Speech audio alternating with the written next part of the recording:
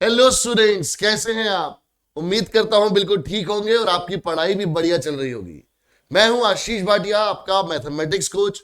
और page batch के अंदर हम लोग क्लास 11th के अप्लाइड मैथ्स और कोर मैथ्स के सभी चैप्टर्स की बैकलॉग क्लियर कर रहे हैं। ऐसे ही एक और चैप्टर की बैकलॉग क्लियर करने के लिए आज की वीडियो बनाई गई है, जिसमें हमने 3D ज्योमेट्री जो एक कोर मैथ्स का टॉपिक है उसको कवर अप किया है।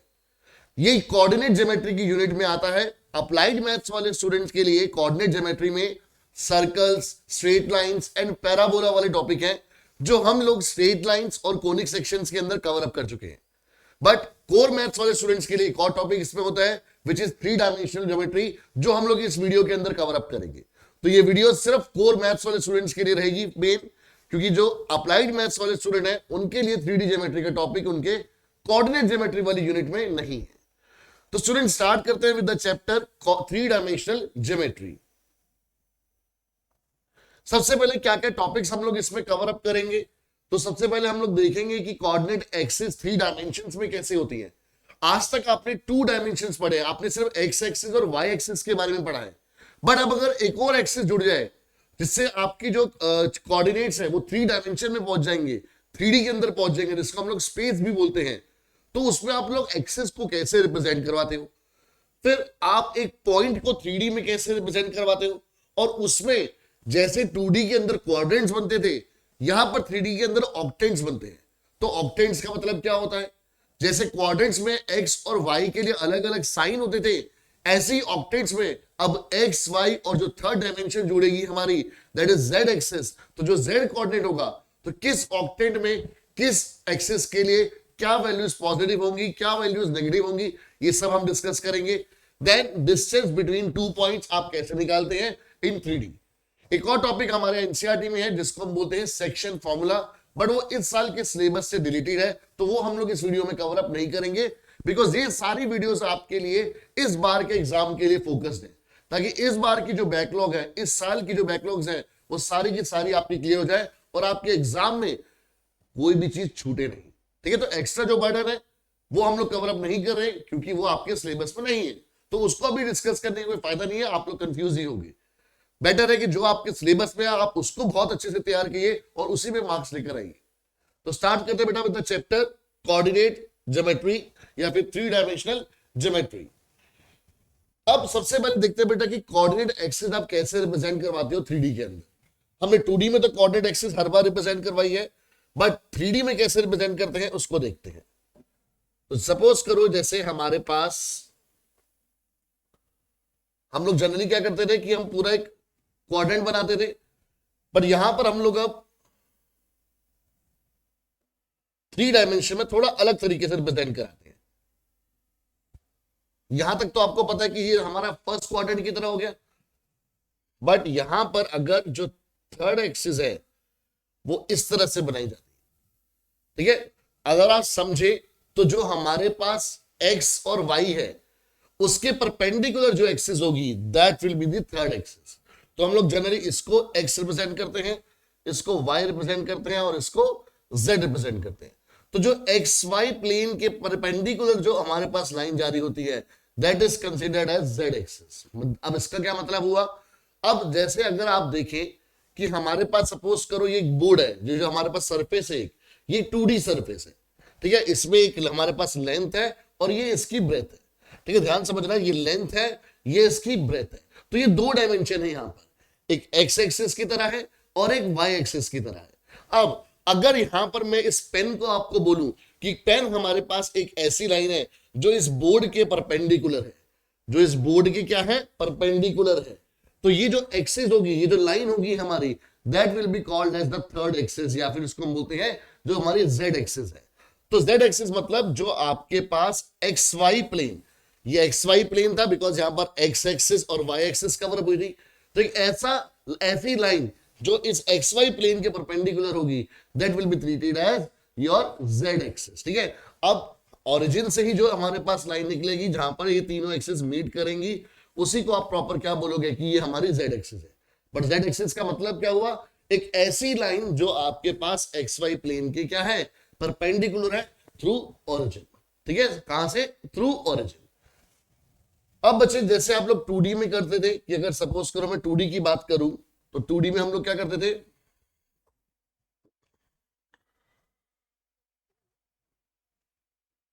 ये हमारे पास 2 डायमेंशनल प्लेन था जिसमें ये हमारी एक्स एक्सिस होती थी, ये वाई एक्सिस होती थी, ये नेगेटिव एक्स एक्सिस और ये नेगेटिव वाई एक्सिस। ये हमारा ओरिजिन हो जाता था जहां पर दोनों एक्सिस मीट करती थी। ठीक है, अब अगर मुझे कोई भी पॉइंट सपोज करो ए रिप्रेजेंट करवाना यहां पर, तो इसका मतलब होता था कि ये एक्स कॉमा वाई की फॉर्म में रिप्रेजेंट करे जाएंगे, जिसका मतलब है कि इस पॉइंट ए का जो डिस्टेंस है हमारा एक्स एक्सिस से वो है एक्स यूनिट्स। ठीक है, ये भी एक्स है, और जो वाई एक्सिस से डिस्टेंस है हमारे पास, ठीक है, दैट इज वाई यूनिट्स। ठीक है, यानी कि ये वाला डिस्टेंस। तो ये पॉइंट हमारे पास बन जाता था कि एक्स कॉमा 0, और ये वाला पॉइंट बन जाता है हमारे पास 0 कॉमा वाई। तो ये हमारे पास 2D में एक कोऑर्डिनेट को रिप्रेजेंट करने का तरीका होता है। अब यही चीज अगर हमारे को 3 डायमेंशन में रिप्रेजेंट करवानी है, तो दैट मींस कि यहां पर कोई अगर मेरे पास पॉइंट ए है तो it is represented as x y z. तो जैसे हम लोग 2D में x को y से रिप्रेजेंट करते थे, 3D में हम लोग रिप्रेजेंट करते हैं x y z। अब इसका मतलब क्या हुआ, इसका मतलब ये हुआ बच्चे हमारे पास कि सपोज करो कि अगर मैं आपको बोलूं कि जिस रूम में आप बैठे हैं आप उसके किसी भी कॉर्नर को देखिए। ठीक है, आप जिस रूम में बैठे हैं आप उस रूम के कॉर्नर को देखिए और बिल्कुल लोएस्ट लेवल पे देखिए, ग्राउंड लेवल पे देखिए। वहां पर आपको दिख रहा होगा कि एक वॉल जो है आपकी इस तरफ जा रही है, एक इस तरफ जा रही है, और एक जो आपके पास पूरी रूफ तक जा रही है वो। ठीक है, तो वो जो पॉइंट है जहां पर ये तीनों वॉल्स मिल रही हैं वो हमारे पास क्या हो गया, एक ओरिजिन की तरह हो गया, जहां पर एक एक्स एक्सिस है, एक वाई एक्सिस है और एक जेड एक्सिस है। ठीक है, तो अगर सपोज करो आप रूम में खड़े हो तो इट मींस कि आपका डिस्टेंस आपके पास जो लेफ्ट में वॉल है उससे कुछ यूनिट्स है, सपोज कर लेते हैं कि वो एक्स यूनिट्स है। सामने वाली वॉल से क्या है, उसका डिस्टेंस वाई यूनिट्स है। और अगर मैं आपके फेस की बात करूं, ठीक है, तो फेस अगर आपका एक पॉइंट प्रेजेंट कर रहा है तो उसकी ग्राउंड से भी कोई हाइट है। तो यानी कि आपके पास लेफ्ट एक्स से भी डिस्टेंस कुछ है, वाई से भी डिस्टेंस कुछ है, और जेड मतलब हाइट की फॉर्म में भी कोई डिस्टेंस है। तो इन तीनों को मिला के जो कोऑर्डिनेट बनेगा that will be representing a coordinate in 3 dimensional geometry. ठीक है, तो इसको हम बोलते हैं कोऑर्डिनेट इन स्पेस। इसको हम क्या बोलते हैं, कोऑर्डिनेट इन स्पेस। तो स्पेस का मतलब यहां पर क्या है बेटा हमारे पास कि 3 डायमेंशनल ज्योमेट्री की बात करी जा रही है। और एक्स वाई जेड का मतलब क्या हुआ कि जो पॉइंट है उसका डिस्टेंस एक्स एक्सिस से एक्स यूनिट है, वाई एक्सिस से वाई यूनिट है, और जेड एक्सिस से जेड यूनिट है। ठीक है, और रिप्रेजेंट हम लोग उसको इस तरह से करवाते हैं। अब जैसे 2 डायमेंशन में हमारे पास यहां पर 4 क्वाड्रेंट्स बनते थे, फर्स्ट सेकंड थर्ड फोर्थ, ये 4 क्वाड्रेंट है। और आपको पता है कि फर्स्ट क्वाड्रेंट में एक्स भी पॉजिटिव होता है, वाई भी पॉजिटिव होता है, सेकंड क्वाड्रेंट में x negative y positive, third quadrant में एक्स भी नेगेटिव वाई भी नेगेटिव, फोर्थ में एक्स पॉजिटिव और वाई नेगेटिव। ऐसे ही हमारे पास 3 डायमेंशन ज्योमेट्री के अंदर 8 ऑक्टेंट्स बनते हैं। ठीक है, यानी कि जैसे 2D में हमारे पास जो क्वाड्रेंट एक्सिस होती है वो एक सरफेस को 4 पार्ट्स में डिवाइड कर रही थी, वैसे ही अब 3 डायमेंशन में ये तीनों एक्सिस एक स्पेस को, स्पेस मतलब कि आपके पास कोई 3 डायमेंशन में चीज है उसको 8 पार्ट्स में डिवाइड करती है, और हर एक पार्ट को ऑक्टेंट बोला जाता है। अब वो पार्ट डिवाइड कैसे होते हैं, तो उसके लिए आप इस फिगर की हेल्प ले सकते हैं। ठीक है, जैसे सपोज करो ये हमारी एक्स एक्सिस होगी, ये हमारी वाई एक्सिस होगी, और ये हमारी जेड एक्सिस होगी। ठीक है, तो ये हमारी क्या रिप्रेजेंट करवा रही है, तीनों कोऑर्डिनेट एक्सिस रिप्रेजेंट कर रही है। ये हमारा ओरिजिन हो गया। तो अगर आप ध्यान से देखें तो ये तीनों एक्सिस मिलके इस पूरे प्लेन को, प्लेन मतलब पूरे स्पेस को 8 कंपार्टमेंट्स में डिवाइड कर रही है। अगर आप देखो एक कंपार्टमेंट ये वाला हो गया हमारा, दूसरा कंपार्टमेंट ये वाला हो गया, ऐसे ये तीसरा, फोर्थ, जैसे हमारे पास 4 कंपार्टमेंट्स बने हैं 4, ऐसे ही 4 कंपार्टमेंट नीचे से हैं, 1 2 फिर 3, उसके पीछे 4। तो 4 और 4 ये हमारे पास 8 एक तरह से आप देख सकते हो कमरे बन गए हैं, जिनको हर एक कमरे को बोला जाता है ऑक्टेंट। जो पहला कमरा आपको दिख रहा होगा, मैं अगर कलर चेंज करके आपको दिखाऊं तो पहला कमरा जो आएगा बेटा वो दिख रहा होगा आपको, ये वाला पूरा कमरा। ठीक है, जिसको हम लोग प्रॉपर ऑक्टेंट बोलते हैं। ठीक है, आपको दिख रहा है पूरा, ये हमारे पास एक पूरा एक रूम टाइप है जिसको ऑक्टेंट बोला जाता है। दूसरा रूम ये रहा, तीसरा रूम, चौथा रूम, ये आप समझ सकते हैं जैसे फर्स्ट फ्लोर पे हो गया, ऐसे ही नीचे की तरफ फिर ग्राउंड फ्लोर पे हमारे पास 4 कमरे हो गए। तो ये हमारे पास क्या बन गया, ऑक्टेंट बन गया। तो इस तरह से बच्चे आप लोग किसी भी पॉइंट को रिप्रेजेंट करा सकते हैं। अब यहां पर अगर मैं कोई पॉइंट ए ले रहा हूं तो उसके कोऑर्डिनेट अगर मैं बोल रहा हूं कि वो एक्स वाई जेड है, तो इसका मतलब इस पॉइंट का डिस्टेंस एक्स एक्सिस से, ठीक है, यानी कि इस वाली लाइन से हमारे पास एक्स यूनिट है, वाई एक्सिस से यानी इस वाली लाइन से वाई यूनिट्स है, और जेड एक्सिस मतलब जो उसकी हाइट है वो हमारे पास जेड यूनिट्स है। तो उस तरह से हमारे पास एक पॉइंट तैयार होगा जिसको हम लोग बोलते हैं coordinate of a point in 3 dimension या फिर coordinate of a point in space. ठीक है बच्चे, बट अब ये 8 ऑक्टेंट्स के अंदर कौन से एक्सिस का साइन का पॉजिटिव कब नेगेटिव होगा, इसको हम लोग डिस्कस करेंगे। अब तो coordinate of a point in 3D जिसमें हमारे पास ऑक्टेंट के ऊपर डिपेंड करेगा कि एक्स वाई जेड के लिए कब क्या साइन रहेगा। तो जैसे फर्स्ट क्वाड्रेंट में होता था कि एक्स और वाई पॉजिटिव रहते थे, ऐसे ही फर्स्ट ऑक्टेंट में एक्स वाई और जेड ये तीनों पॉजिटिव रहते हैं। फिर सेकंड ऑक्टेंट में एक्स नेगेटिव होता है बट वाई और जेड पॉजिटिव होते हैं। थर्ड ऑक्टेंट में एक्स और वाई नेगेटिव होते हैं बट जेड पॉजिटिव होता है। तो ऐसे याद करना तो मुश्किल हो जाएगा कि इस ऑक्टेंट में कौन सी चीज कैसे होती है। तो इसका एक बड़ा सिंपल सा तरीका है कि आप आठों ऑक्टेंट के बारे में लिख लें, नंबरिंग कर लें। एक्स के लिए आपको कैसे याद रखना है, जो फर्स्ट कॉलम तैयार करना है एक्स का, पहला पॉजिटिव, फिर 2 नेगेटिव, फिर 2 पॉजिटिव, फिर 2 नेगेटिव, फिर दोबारा से पॉजिटिव। ठीक है, कैसे याद रखेंगे, पहला पॉजिटिव, फिर 2 नेगेटिव, 2 पॉजिटिव, 2 नेगेटिव और लास्ट में पॉजिटिव, फिर 2 positive 2 negative, alternately 2 positive 2 negative, फिर 4 पॉजिटिव और 4 नेगेटिव। तो इस तरह से आप याद रख सकते हैं और अपने ऑक्टेंट्स के लिए अलग अलग साइन बना सकते हैं। ठीक है, तो आपके पास बिल्कुल करेक्ट रिजल्ट आएगा कि हाँ जी इस ऑक्टेंट में ये साइन रहेगा, उस ऑक्टेंट में ये वाला साइन रहेगा। तो आपको याद करने की भी जरूरत नहीं पड़ेगी और आपसे गलती भी नहीं होगी। ठीक है, अब जैसे हमने कोई पॉइंट लिखा, जैसे एक पॉइंट है ए, जैसे कोऑर्डिनेट है हमारे पास सपोज करो -1 2 -3, हमसे ये पूछ लिया गया कि ये कौन से ऑक्टेंट में लाई करता है। तो अब देखो यहां पर x नेगेटिव है, y पॉजिटिव है और z नेगेटिव है। तो x नेगेटिव, y पॉजिटिव और z negative, x negative, y positive और z नेगेटिव। तो ये हमारे पास कौन सा ऑक्टेंट बन गया, 6th ऑक्टेंट। तो यानी कि ये कोऑर्डिनेट लाई करेगा 6th ऑक्टेंट के अंदर। ठीक है बच्चे, तो आप इसका स्क्रीनशॉट ले सकते हैं और इसको नोट कर सकते हैं जिस पैटर्न में मैंने आपको बताया है। अब इसी तरह से बच्चे अगर मैं कोई और कोऑर्डिनेट ले लूं, जैसे सपोज करो मैं बोल रहा हूं b, जिसके साइन है 1 -2 3, तो अब आपको बताना है कि ये कौन से ऑक्टेंट में लाई करता है।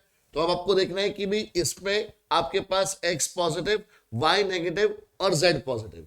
तो x positive, y negative, z positive, तो यानी ये हमारे पास 4th ऑक्टेंट के अंदर लाई करेगा। तो इस तरह से आप इस टेबल के थ्रू किसी भी कोऑर्डिनेट को बता सकते हैं कि वो कौन से ऑक्टेंट में लाई करेगा। ठीक है, अब अगर आपको 2 पॉइंट्स के बीच में डिस्टेंस निकालना है तो आप कैसे निकालो। तो सपोज करो कि हमारे पास 2 पॉइंट्स हैं A एंड B। अब A पॉइंट के कोऑर्डिनेट्स हैं x1 y1 z1 और B पॉइंट के कोऑर्डिनेट्स हैं x2 y2 z2।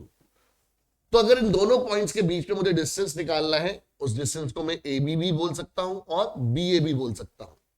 ठीक है, तो अगर मैं AB की बात करूं तो उसको कैलकुलेट करने का तरीका हमारे पास बिल्कुल सेम है जैसे आपने क्लास 10th में पढ़ा है।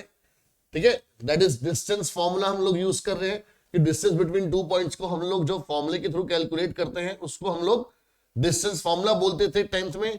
तो बच्चे 11th में भी उसका नाम हमारा सेम ही है, विच इज डिस्टेंस फॉर्मूला। ठीक है, नाम में कोई चेंज नहीं है, बस फर्क क्या आएगा, 10th में आप लोग करते थे x2 - x1 whole square plus y2 - y1 whole square. यहां पर आप 10th में ऐसा करते थे बिकॉज आपके पास सिर्फ x और y की फॉर्म में होता था कोऑर्डिनेट, बट अब क्योंकि हमारे पास 3D है तो z भी इन्वॉल्व हो गया, तो इसलिए आप इसको अब z2 - z1 होल स्क्वायर, बस आपस में आप ये ऐड कर देंगे फॉर्मूले में। तो हमारे पास अब 3 डायमेंशन के अंदर पॉइंट्स को कैलकुलेट, पॉइंट्स के बीच का डिस्टेंस कैलकुलेट करने का एक फॉर्मूला बन गया जिसको हम डिस्टेंस फॉर्मूला ही बोलते हैं। तो सेम 10th वाला ही है, बस साथ में z2 - z1 का होल स्क्वायर ऐड हो गया। अब इसी को अगर मैं लिख रहा हूं कि मुझे BA डिस्टेंस चाहिए, तो डिस्टेंस तो सेम रहेगा, बट क्योंकि मैंने अब बी ए लिखा है तो बी के कोऑर्डिनेट्स हमारे पास पहले आएंगे और ए के कोऑर्डिनेट्स बाद में आएंगे फॉर्मूले के अंदर। तो ये बनेगा हमारे पास x1 minus x2 whole square plus y1 minus y2 whole square plus z1 minus z2 whole square. तो आपने क्लास 10th में भी इसको ऐसे ही पढ़ा था कि अगर आपने ए बी लिखना है तो बी वाले जो कोऑर्डिनेट थे वो पहले आएंगे और ए वाले बाद में आएंगे, और अगर आपने बी ए लिखा है तो ए वाले पहले आएंगे और बी वाले बाद में आएंगे फॉर्मूले के। ठीक है, अब इसी में ही हमारे पास एक आता है concept of collinearity. Concept of collinearity, concept of collinearity का मतलब कि जो पॉइंट्स हैं वो क्या है, आपस में कोलिनियर है। अब कोलिनियर पॉइंट्स का मतलब क्या हुआ कि जब सारे पॉइंट्स एक ही लाइन के अंदर लाई करें। ठीक है, जब सारे पॉइंट्स आपके एक लाइन के ऊपर लाई करते हैं तो उन पॉइंट्स को हम लोग कोलिनियर पॉइंट्स बोलते हैं। तो अगर सपोज करो हमारे पास ये एक लाइन है जिस पर पॉइंट ए, बी और सी ये तीन पॉइंट्स लाई करते हैं। अब ए के कोऑर्डिनेट्स है x1 y1 z1, बी के कोऑर्डिनेट्स है x2 y2 z2 और सी के कोऑर्डिनेट्स है x3 y3 z3। ठीक है, तो 3 points A B C will be collinear. A B C will be collinear. ये तीनों पॉइंट्स को कोलिनियर कब बोलेंगे? इफ जो डिस्टेंस ए बी है प्लस जो डिस्टेंस बी सी है वो इक्वल आए डिस्टेंस ए सी के, वो इक्वल आएगा डिस्टेंस ए सी के। अगर ये कंडीशन सेटिस्फाई होती है तो हम बोलते हैं कि जो पॉइंट्स है वो कोलिनियर है, वरना पॉइंट्स कोलिनियर नहीं है। ये बच्चे सेम 10th वाला काम है, बस एक z वाला पार्ट इसमें अब ऐड हो गया है जो थर्ड डायमेंशन बना रहा है, वरना 2 डायमेंशन में तो आपने इसको आराम से पढ़ा हुआ है। तो सेम चीज है बेटा, यहां पर भी कोई चेंज अलग नहीं है। सारे क्वेश्चंस भी आपको उसी टाइप के मिलेंगे जो आपने क्लास 10th में करे हैं। आपके पास फॉर्मूले भी वही है, बस अब उसमें जो z डायमेंशन है, जो थर्ड डायमेंशन है, वो ऐड हो जाएगी। That's it. ठीक है, अब बेटा क्वेश्चंस की फॉर्म में देखते हैं कि क्वेश्चन किस किस तरह से आ सकते हैं हमारे पास। काफी इजी चैप्टर है, स्कोरिंग चैप्टर है आपके पास, आपने मिस नहीं करना है बच्चा। सिर्फ 8 क्वेश्चन है इस पूरी वीडियो में, क्योंकि हमारे पास अब टॉपिक ही सिर्फ इतना रह गया है। एनसीईआरटी के अंदर भी आपको पता है सिर्फ फर्स्ट एक्सरसाइज है इसके अंदर, तो उसमें से सिलेक्टेड क्वेश्चंस और आपके कुछ क्वेश्चंस मिसलेनियस के, तो उससे पूरी ये हमारे पास क्वेश्चंस की जो है वो पूरी हमारी स्लाइड्स बनी है जिसमें हम लोग अच्छे से क्वेश्चन को समझेंगे ताकि आपका पूरा कॉन्सेप्ट क्लियर हो जाए। फिर name the octants in which the following points lie. तो कौन कौन से ऑक्टेंट में आपको बताना है पॉइंट्स लाई करता है, तो उसके लिए बेटा सबसे पहले हम लोग क्या करेंगे, ऑक्टेंट टेबल बना लेंगे। एक्स वाई जेड, फर्स्ट में आपको बताया था एक्स के लिए पॉजिटिव, फिर 2 नेगेटिव, फिर 2 पॉजिटिव, फिर 2 नेगेटिव और फिर पॉजिटिव। ठीक है, वाई के लिए 2 पॉजिटिव, 2 नेगेटिव, फिर 2 पॉजिटिव, 2 नेगेटिव। जेड के लिए 4 पॉजिटिव और फिर 4 नेगेटिव। तो आपका ऑक्टेंट टेबल तैयार हो गया। अब आपसे जो जो पूछा जाए आप वो लिखते रहो। अब जैसे 1 2 3 है, 1 2 3 सारे पॉजिटिव है, तो हमारे को पता है कौन से ऑक्टेंट में लाई करेगा, ये हमारा फर्स्ट ऑक्टेंट में लाई करेगा, ये आएगा हमारे पास in first octant. Second point है आपके पास 4 -2 3, मतलब x positive, y negative, z positive. तो देखो 1 2 3 4 5 6 7 8 पॉजिटिव नेगेटिव पॉजिटिव, तो फोर्थ ऑक्टेंट, ये फोर्थ ऑक्टेंट में आ गया। देन नेक्स्ट पॉइंट है 4 -2 -5। अब x पॉजिटिव, y और z negative, x positive, y और z नेगेटिव, तो हमारे पास लास्ट ऑक्टेंट आ गया यानी कि 8th ऑक्टेंट। देन 4 2 -5, मतलब x और y पॉजिटिव, z नेगेटिव, तो 5th octant xy positive, z negative, तो 5th ऑक्टेंट। अब बेटा टेबल आपके सामने है, मेरे ख्याल में किसी भी आपको पॉइंट को ढूंढने में प्रॉब्लम होगी ही नहीं। ठीक है, बट एक बार फटाफट सारे हम लोग देख लेते हैं। -4 2 -5, x और y नेगेटिव, y x और z नेगेटिव, y पॉजिटिव, तो हमारे पास 6th ऑक्टेंट आ गया। Then -4 2 5, x negative, y z positive, तो हमारे पास सेकेंड ऑक्टेंट। देन -3 -1 6, x और y नेगेटिव, Z पॉजिटिव तो थर्ड ऑक्टेंट, देन -2, -4, -7 तीनों नेगेटिव, XYZ तो सेवेंथ ऑक्टेंट। तो इस तरह से सारे आप लोग ऑक्टेंट्स के बारे में बता सकते हैं, पॉइंट जैसे भी हो। अब इसमें बेटा आपको एक चीज यहीं पर समझ के चलो, हालांकि ये चीज आपने पढ़ी हुई है क्लास 10th में, सेम बेटा यहां पर रिपीट होंगी, बट अब Z डायमेंशन के साथ रिपीट होंगी। ठीक है, any point on X axis, तो वो किस फॉर्म का होगा? अगर पॉइंट X एक्सिस के ऊपर लाई करता है तो पॉइंट होगा X 0 0। जैसे 2D में होता है, अगर कोई भी पॉइंट X एक्सिस के ऊपर तो आप उसको लिखते थे X, 0। अब आपको X, 0, 0 लिखना पड़ेगा, क्योंकि आपको Z डायमेंशन के बारे में भी बताना है। ठीक है, ऐसे ही any point on Y axis, अगर कोई भी पॉइंट Y एक्सिस पे लाई करता है तो उसके कोऑर्डिनेट होंगे 0 Y 0, और अगर कोई भी पॉइंट Z एक्सिस पे लाई करता है तो उसके पॉइंट होंगे 0 0 Z।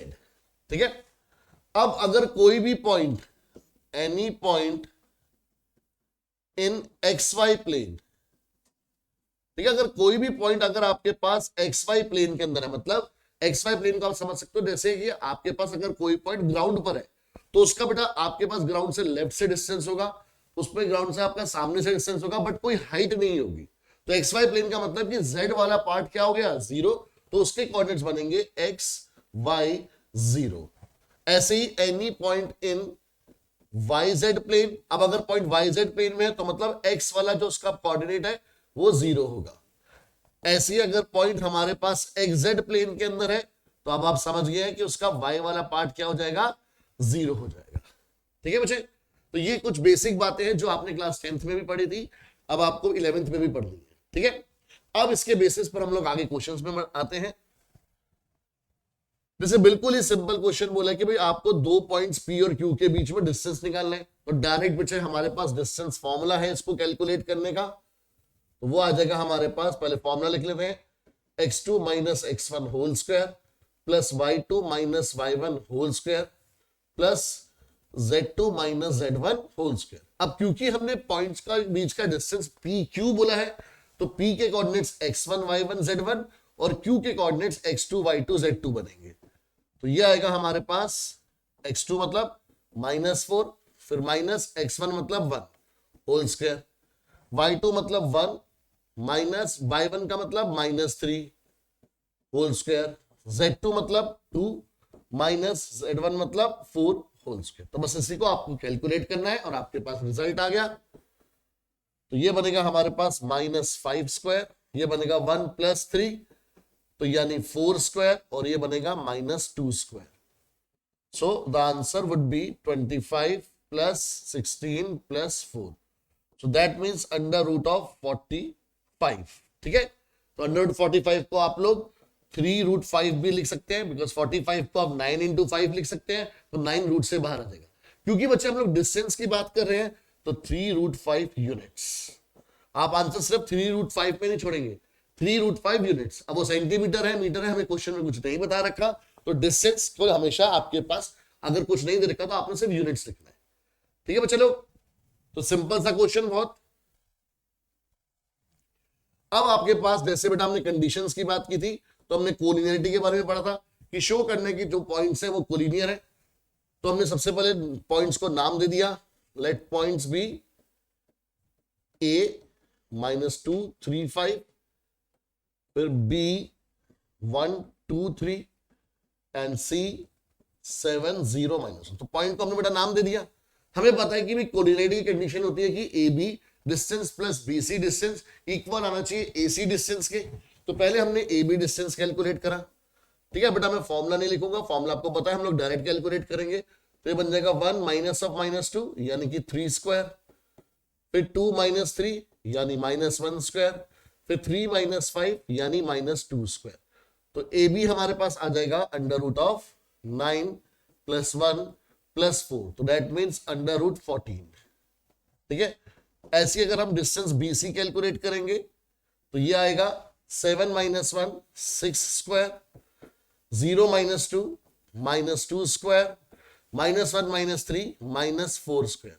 तो यानी अब ये डिस्टेंस आ गया हमारे पास 36 + 4 + 16 विच इज √56। अब √56 को आप कैसे लिख सकते हो?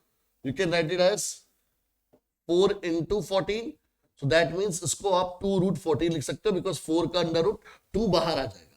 ठीक है, देन आपको AC डिस्टेंस कैलकुलेट करना है, सो दैट वुड बी 7 -(-2) यानी 9 स्क्वायर, फिर 0 - 3 यानी -3 स्क्वायर, देन -1 - 5 यानी -6 स्क्वायर।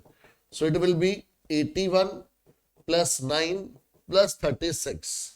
तो ये आएगा बेटा आपके पास 81 + 9 is 90, 90 + 36 is √126, and √126 is 9 × 14, because 14 9 का 126 होता है।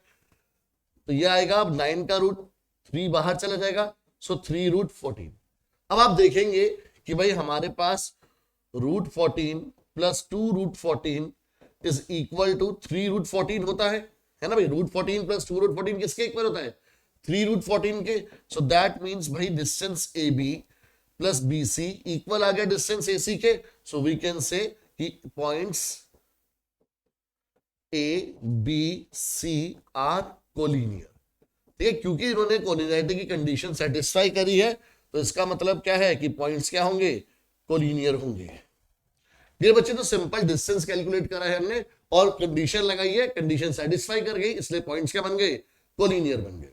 ठीक है, अब आते बच्चे नेक्स्ट क्वेश्चन पर। अब आपको शो करना है कि ये जो वर्टिसेस हैं वो वर्टिसेस किसके हैं? पैरेललोग्राम के हैं। तो पैरेललोग्राम का आपको बेसिक पता है कि पैरेललोग्राम में क्या होता है कि अपोजिट साइड्स इक्वल होती है। तो पहले हम लोग अपोजिट साइड्स की बात करें अगर, तो इसको मैंने कोऑर्डिनेट A दे दिया, ये B हो गया। आपको बेटा एग्जाम में पूरा लिख के चलना है कि ये ABCD कोऑर्डिनेट्स हैं। अब अगर मैं पहले चारों साइड्स के डिस्टेंस निकाले, तो पैरेललोग्राम की 4 साइड होती है, तो हम लोग पहले चारों साइड का डिस्टेंस निकाल लेते हैं। तो सबसे पहले AB डिस्टेंस निकालेंगे, तो AB डिस्टेंस आएगा 1 -(-1) यानी कि 2 स्क्वायर, -2 - 2 यानी -4 स्क्वायर, 5 - 1 यानी कि +4 स्क्वायर। तो ये आ गया हमारे पास 4 + 16 + 16, दैट मीन्स √36 यानी कि 6। फिर हम लोग साइड जो BC है पैरेललोग्राम की, उसका डिस्टेंस निकालेंगे, तो वो आएगा हमारे पास 4 - 1 3 square, -7 of -7, then minus of -2, तो यानी -7 + 2, तो दैट मीन्स -5 स्क्वायर, प्लस 8 - 5 यानी 3 स्क्वायर। तो ये आएगा हमारे पास 9 + 25 + 9, तो 9 is 18, 18 + 25 is 43। ठीक है, तो ये आ गया हमारे पास √43। देन हम लोग CD डिस्टेंस निकालते हैं। CD डिस्टेंस हमारे पास आ जाएगा 2 - 4 यानी -2 स्क्वायर, -3, फिर -7 यानी -3 + 7, तो 4 square, plus 4 - 8 that means -4 square. So it would be 4 + 16 + 16 यानी √36 यानी अगेन 6। ठीक है, कई बच्चे सोचेंगे सर प्लस माइनस क्यों नहीं लिखा? बेटा डिस्टेंस है, डिस्टेंस कभी नेगेटिव नहीं हो सकता, सिर्फ पॉजिटिव रहेगा। AB BC CD, then fourth side is DA। तो अब DA कैलकुलेट कर रहे हैं, तो ये x1 y1 z1 और ये x2 y2 z2, तो ये डिस्टेंस बनेगा हमारे पास -1 - 2 यानी -3 स्क्वायर, प्लस 2 -3 यानी कि 5 स्क्वायर, देन 1 - 4 यानी कि -3 square. So it would be 9 + 25 + 9 यानी अगेन √43। तो आपको साफ दिख रहा है कि जो अपोजिट साइड्स है, जो अपोजिट साइड्स है वो क्या आ रही है? आपस में इक्वल आ रही है। और आपको पता है कि पैरेललोग्राम में अपोजिट साइड्स क्या होती है? इक्वल होती है। अब कुछ बच्चे यहाँ पे गलती कर जाएंगे, क्वेश्चन बहुत आसान है, गलती के चांसेस बहुत ज्यादा है। सिर्फ इन 4 साइड्स को निकाल के बताएंगे कि as both pair of opposite sides are equal, so that means ये क्या बन गया? एक पैरेललोग्राम। बेटा both pair of opposite sides equal, तो आपके पास रेक्टेंगल में भी होता है, तो ये तो रेक्टेंगल भी हो सकता है। आपसे क्लियरली पूछा है पैरेललोग्राम के लिए, तो जब भी इस तरह से क्वेश्चन आए तो हम लोग चारों साइड्स के साथ दोनों डायगोनल्स भी निकालेंगे। ठीक है, तो डायगोनल्स कौन कौन से होते हैं? AC और BD। तो पहले डायगोनल AC निकालना है, तो यानी मुझे अब A और C के बीच में डिस्टेंस निकालना है, तो वो बनेगा 4 माइनस और -1 यानी कि 5 स्क्वायर प्लस -7 -2 यानी -9 स्क्वायर प्लस 8 -1 यानी कि 7 स्क्वायर। तो ये आएगा हमारे पास under root of 5 square is 25, 9 square is 81, 7 square is 49। तो 81 plus 49 is 130, 130 plus 25 is under root of 155। ठीक है, ठीक है, बिल्कुल करेक्ट है। देन अगर मैं दूसरे डायगोनल की बात करूं तो वो BD होगा, उसके डिस्टेंस के लिए हमारे को इन दोनों के बीच में डिस्टेंस निकालना है, तो दैट मींस 2 -1 3 स्क्वायर हमारे पास -3 2 -1 sorry 2 -1 is 1 square plus -3 minus और -2 तो -3 प्लस 2 हो गया, तो -3 plus 2 is again -1 square, then 4 -5 यानी -1 square, so it is coming out to be 3। तो अब आपके पास डायगोनल्स इक्वल नहीं है, तो यानी कि as opposite sides are equal but diagonals are not equal, so therefore ABCD जो क्वाड्रिलेटर बना है वो क्या है, एक पैरेललोग्राम है, बिकॉज पैरेललोग्राम में हमारे पास डायगोनल इक्वल नहीं होते हैं। अगर डायगोनल इक्वल आ जाते तो ये रेक्टेंगल होता, तो इसलिए आपको डायगोनल को फाइंड आउट करके बताना है कि जो डायगोनल्स है वो इक्वल नहीं है, इसीलिए पैरेललोग्राम बना है। क्योंकि अगर डायगोनल्स इक्वल हो जाते तो ये हमारे पास एक रेक्टेंगल बन जाता। ठीक है बच्चा लोग, तो ये क्वेश्चन इसके पॉइंट ऑफ व्यू से इंपॉर्टेंट है कि बच्चे सिर्फ 4 साइड्स निकाल के बता देते हैं कि अपोजिट साइड्स इक्वल है, तो ये पैरेललोग्राम हो गया, बट मार्क्स कट जाएंगे आपके वहां पर अगर आपने डायगोनल्स नहीं निकाले तो। चलिए नेक्स्ट क्वेश्चन है बेटा कि find the equation of set of points which are equidistant from the points. ये इक्विडिस्टेंट वर्ड आपको याद होगा, आप लोग क्लास 10th में भी इसके बहुत सारे क्वेश्चंस करके आए हो। ठीक है, अब जब भी आपको बोला जाए कि आपको इक्वेशन निकालनी है सेट ऑफ पॉइंट्स की या फिर फाइंड द कोऑर्डिनेट्स निकालने हैं, तो उस क्वेश्चन में सबसे पहले आप क्या करो कि जो पॉइंट है आपके पास उसको लेट कर लो। तो लेट द पॉइंट बी, आपने पॉइंट को क्या लेट कर लिया, जब लेट करे तो एक जनरल फॉर्म में लेट करेंगे XYZ। ठीक है, और उसका नाम दे दिया हमने सपोज करो P, और जो गिवन पॉइंट्स है उसका नाम दे दिया A और B। अब आपको बोला है कि P is equidistant from A and B, P is equidistant from A and B, तो इसका मतलब पॉइंट P का डिस्टेंस A और B से क्या है, इक्वल है। सो दैट मींस कि जो PA डिस्टेंस है वो इक्वल है PB डिस्टेंस के।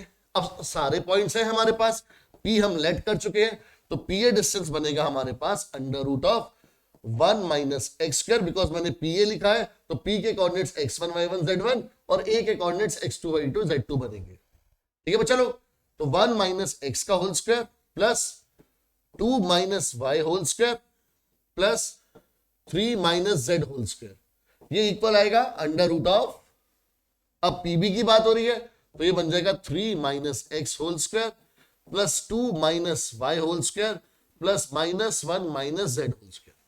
अब इसको आपको सॉल्व करके एक इक्वेशन बनानी है, and that will be the equation of set of points जो आपसे पूछा गया है। बट इसको सॉल्व करने के लिए क्योंकि दोनों तरफ अंडर रूट है, तो क्या करेंगे, सबसे पहले स्क्वायरिंग बोथ साइड्स। सबसे पहले हम लोग क्या करेंगे बच्चे, स्क्वायरिंग बोथ साइड्स, ताकि रूट हट जाए और आपके पास सिंपल क्वेश्चन हो जाए। तो स्क्वायरिंग करते ही क्या आ गया हमारे पास, ये आया 1 माइनस एक्स का होल स्क्वायर। अभी स्क्वायरिंग करने से सिर्फ अंडर रूट जो है, होल अंडर रूट दोनों तरफ वो हट गया है, 3 minus x whole square plus 2 minus y whole square plus -1 minus z whole square. ठीक है बच्चा लोग, सबसे पहले तो आप ये देख सकते हैं कि ये तो यहाँ पे क्लियरली कैंसिल आउट हो गया पूरा के पूरी टर्म, तो उसको सॉल्व करने से बच गए हम लोग। अब यहाँ पर a minus b whole square, तो a square plus B square minus 2ab, same a minus b whole square. ठीक है, सॉरी यहाँ पर इक्वल टू का साइन था, ठीक है। ये आएगा हमारे पास a square plus B square minus 2ab, same यहां पर 3 माइनस एक्स का whole square is a square plus B square minus 2ab। जब बेटा दोनों ही माइनस के हो, जब होल स्क्वायर के अंदर दोनों माइनस के हो, तो इस चीज को बड़ा ध्यान से समझना। जब हमारे पास ये -1 माइनस जेड का होल स्क्वायर आ रहा है, ये आ रहा है हमारे पास -1 माइनस जेड होल स्क्वायर, है ना। तो जब बेटा होल स्क्वायर में दोनों चीजें नेगेटिव हो तो वो पॉजिटिव बन जाती है। कैसे? आप इसमें से बेटा माइनस कॉमन ले सकते हैं, तो ये 1 प्लस जेड का होल स्क्वायर आ गया। अब आपको पता है कि नेगेटिव का स्क्वायर क्या होता है? पॉजिटिव। तो ये हमारे पास सिर्फ 1 प्लस जेड का होल स्क्वायर। तो अगर दोनों ही माइनस है तो वहां पर आप a प्लस बी का होल स्क्वायर रहेगा और a और b दोनों पॉजिटिव होंगे। तो यानी कि ये बनेगा हमारे पास a square plus B square plus 2ab। ठीक है, तो कंफ्यूज मत होना कि सर ने a प्लस बी का होल स्क्वायर क्यों लगा दिया, यहाँ पर तो दोनों माइनस है। तो उसके लिए मैंने आपको बड़ा लॉजिक बता दिया है। अब देखो क्या क्या कैंसिल आउट हो सकता है। सबसे पहले एक्स स्क्वायर से एक्स स्क्वायर वाली टर्म कैंसिल आउट हो जाएगी, फिर 3 स्क्वायर से 3 स्क्वायर वाली टर्म कैंसिल आउट होगी, जेड स्क्वायर से जेड स्क्वायर वाली टर्म कैंसिल आउट होगी, 1 स्क्वायर से 1 स्क्वायर वाली टर्म कैंसिल आउट होगी। तो दैट मीन्स हमारे पास बचा क्या? एक ये बचा। So that means -2x।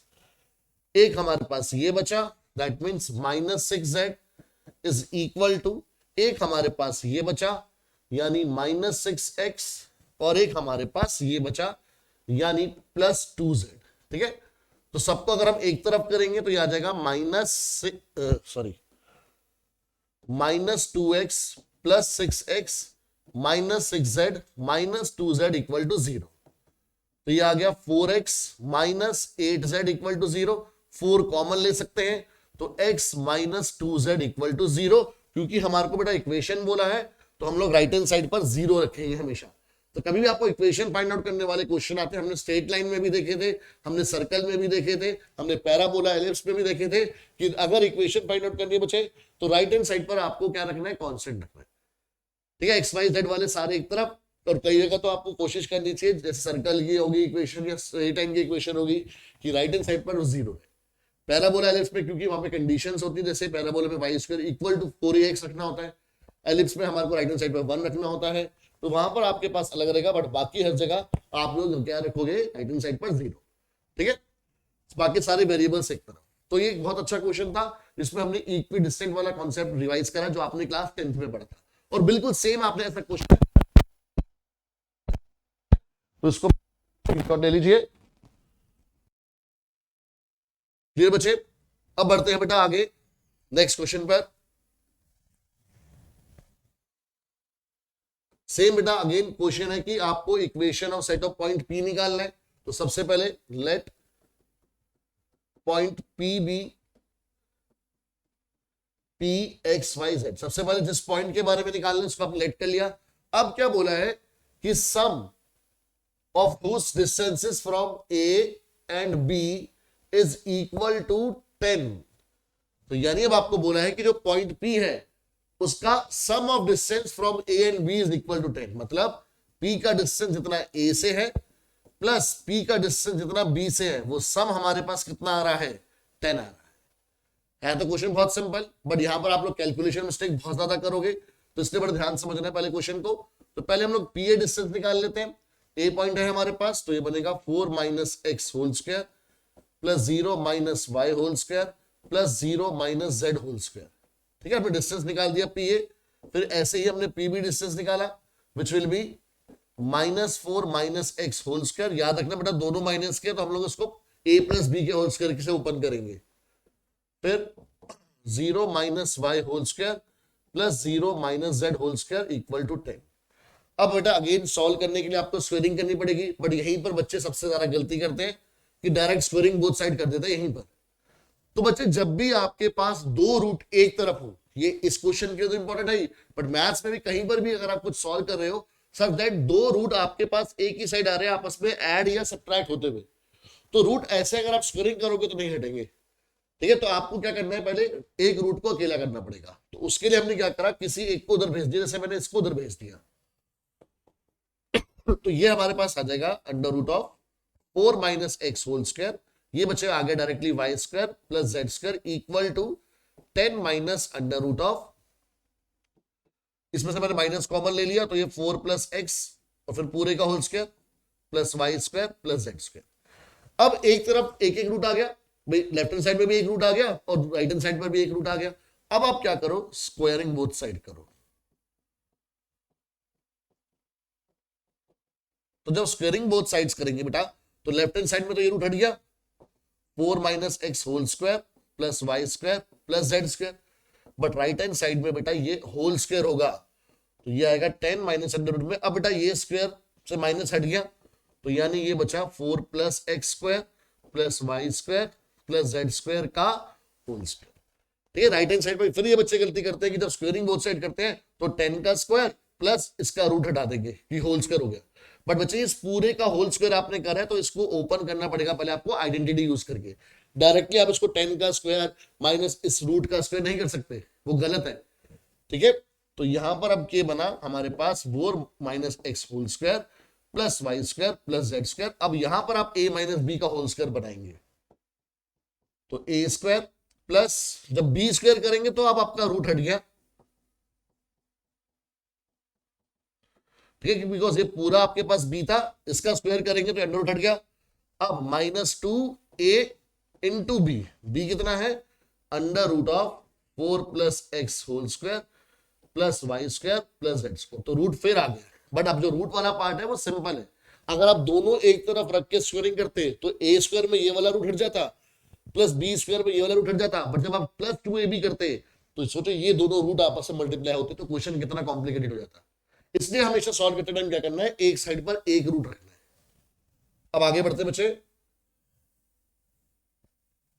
ये अब हम लोग स्क्वायर ओपन करने लगे हैं, यहां पर a माइनस बी का होल स्क्वायर लगा देते हैं। बट उससे पहले आप देख सकते हो कि वाई स्क्वायर से वाई स्क्वायर कैंसिल आउट हो रहा है, जेड स्क्वायर से जेड स्क्वायर कैंसिल आउट हो रहा है। तो बाकी अब देखो लेफ्ट हैंड साइड पर सिर्फ 4 माइनस एक्स का होल स्क्वायर बचा, तो ये हो गया a square plus B square minus 2ab। ठीक है, ये 4 माइनस एक्स का होल स्क्वायर आ गया, राइट हैंड साइड पे बेटा 10 का स्क्वायर हो गया 100, और ये हो गया -20 माइनस सॉरी ये भी है 4 प्लस एक्स का होल स्क्वायर भी है, तो 100, फिर ये 4 प्लस एक्स का होल स्क्वायर हो जाएगा a square plus B square plus 2ab, फिर ये आएगा -20 under root of 4 plus x whole square plus Y square plus z square. अब देखो बेटा 16 से 16 कैंसिल आउट, एक्स स्क्वायर से एक्स स्क्वायर कैंसिल आउट। ठीक है, अगेन बेटा एक रूट बच रहा है तो अपने रूट वाली टर्म को अकेला करेंगे, तो उसके लिए हमने 8x को और 100 को उधर भेज दिया,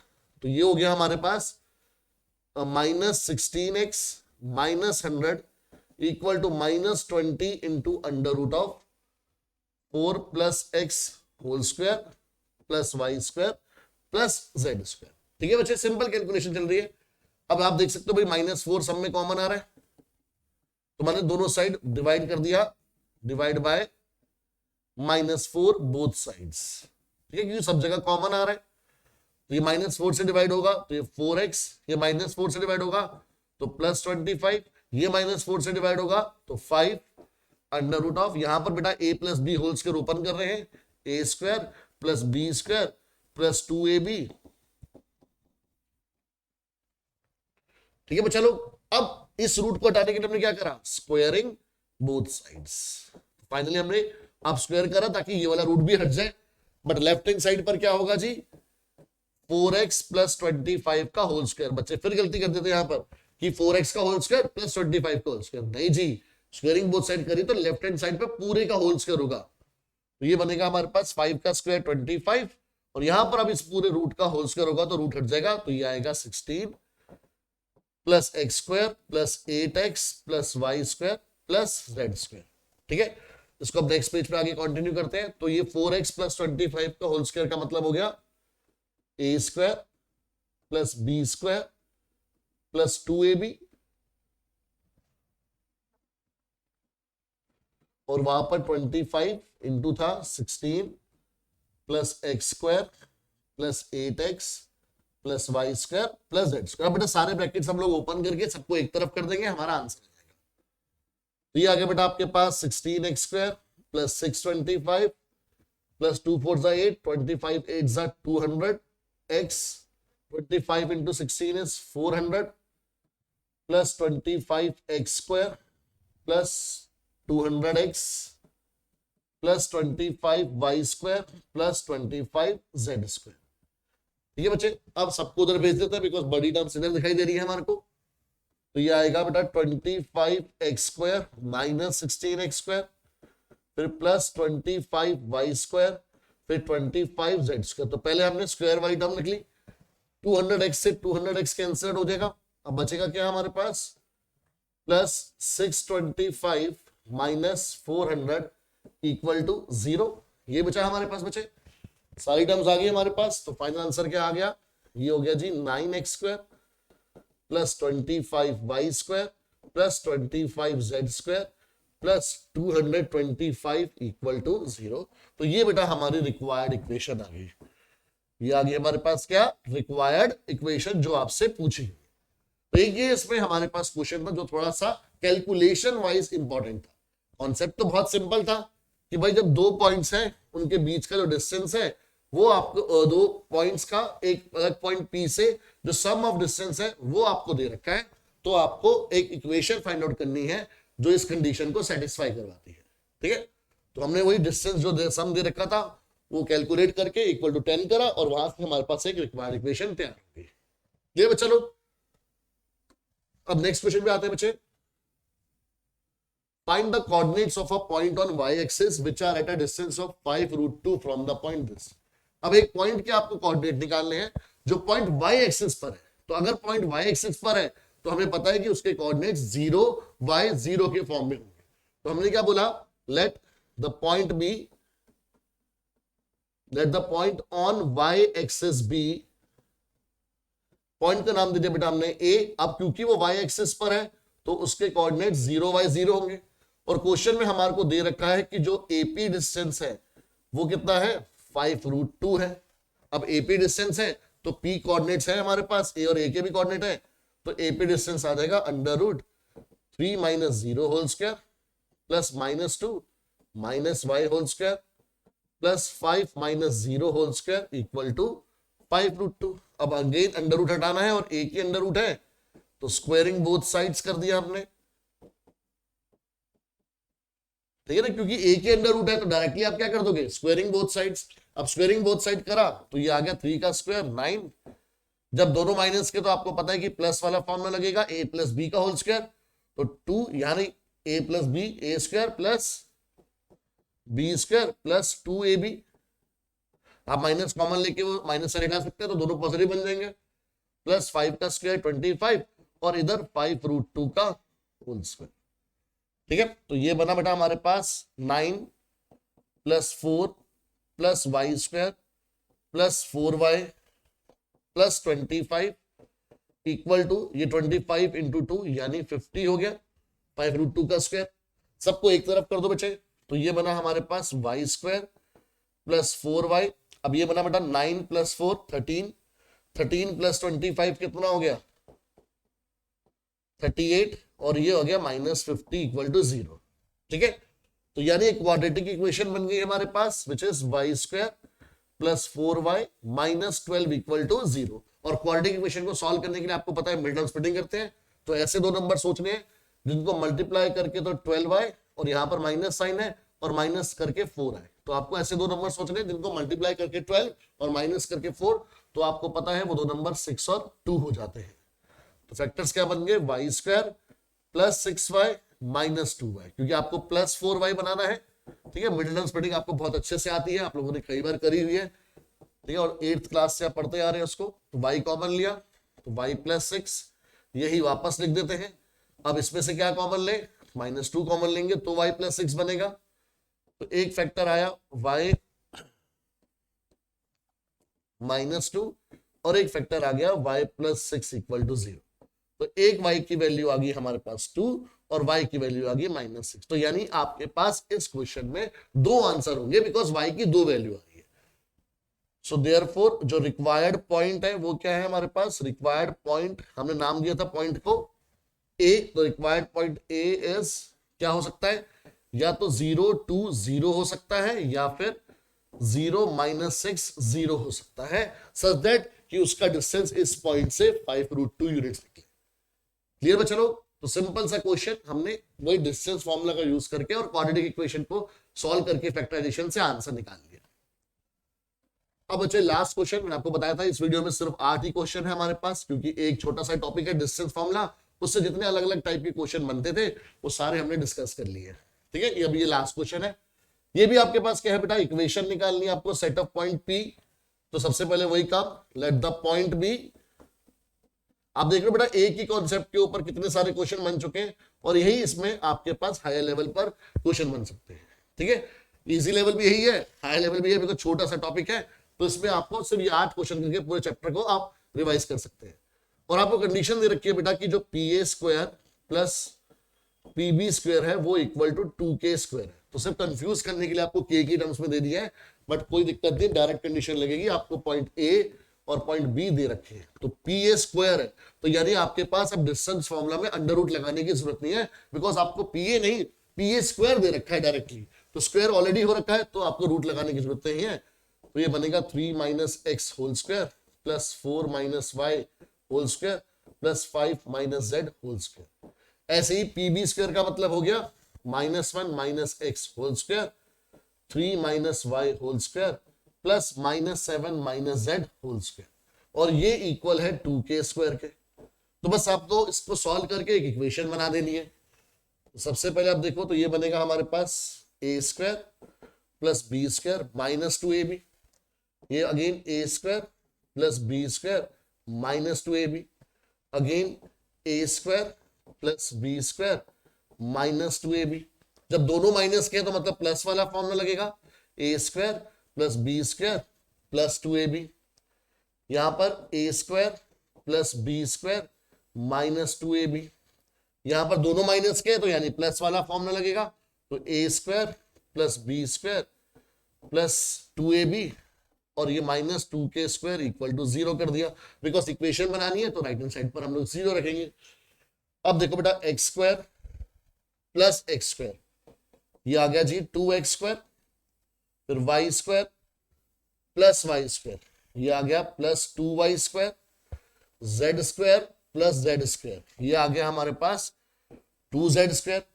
फिर x वाले कोफिशिएंट लिखते हैं -6x और प्लस 2x, तो -6x और प्लस 2x हो गया जी -4x। फिर -8y और -6y, तो ये हो गया जी -14y। फिर -10z एंड प्लस 14z, ये हो गया जी 4z। अब आ जाते हैं बेटा नंबर्स पर, तो 9 + 16 25 प्लस 25 50 प्लस 1 51 प्लस 9 60 प्लस 49 तो 109, तो प्लस 109, और लास्ट में ये -2K² इक्वल टू 0। तो ये हमारे पास एक इक्वेशन आ गई। ठीक है बच्चे लोग, ठीक है, तो यही हमारा रिक्वायर्ड आंसर था। अब हमारे पास क्योंकि कुछ कॉमन लेने की जरूरत नहीं है, बिकॉज सब में से 2 कॉमन आ रहा है, बट इस 109 में कॉमन नहीं आ रहा, तो फ्रैक्शन में रहेगा, इससे बेटर है कॉमन नहीं ले, सिंपल रखिए चीजों को। तो बच्चे विद दिस क्वेश्चन आपके पास ये चैप्टर हमारा क्या हो जाता है, कंप्लीट हो जाता है। और यहां पर हम लोग अगर बात करें तो ऑलमोस्ट आपके पास कोर मैथ्स का सिलेबस तो खत्म हो चुका है। अब एक छोटा सा चैप्टर है जो मैथमेटिकल रीजनिंग का है, वो लास्ट चैप्टर होगा हमारे बेटा क्लास 11th की पेस बैच की सीरीज में, और उसके बाद आपके रिवीजन के लिए एक और सरप्राइज होगा आपके लिए, तो चैनल पे बने रहिएगा, आपको उसकी अपडेट मिल जाएगी। एंड बच्चे अपनी बैकलॉग्स को क्लियर आप लोगों ने आई होप कर लिया होगा, और अगर कंप्लीट नहीं करा है तो एटलीस्ट करना शुरू कर दिया होगा। ठीक है, बट बेटा अगर अभी भी नहीं करा है तो आपको पता है फिर तो भगवान ही मालिक है, तो अभी भी देर मत करो, आज से ही इस वीडियो के थ्रू कर सकते हो शुरू, अभी भी देर नहीं हुई है। बट अगर अभी भी नहीं करा तो फिर बच्चे बहुत ज्यादा देर हो जाएगी। ठीक है, आपका पूरा 1 साल खराब हो सकता है, तो वो आप नौबत ना आने दें। बेटर है कि अभी से ही उसको ठीक करके चले और प्रिपरेशन को स्टार्ट कर दें। ठीक है स्टूडेंट्स, तो मिलते हैं फिर नेक्स्ट वीडियो में। टिल देन टेक केयर, अच्छे से पढ़ते रहिए एंड थैंक यू।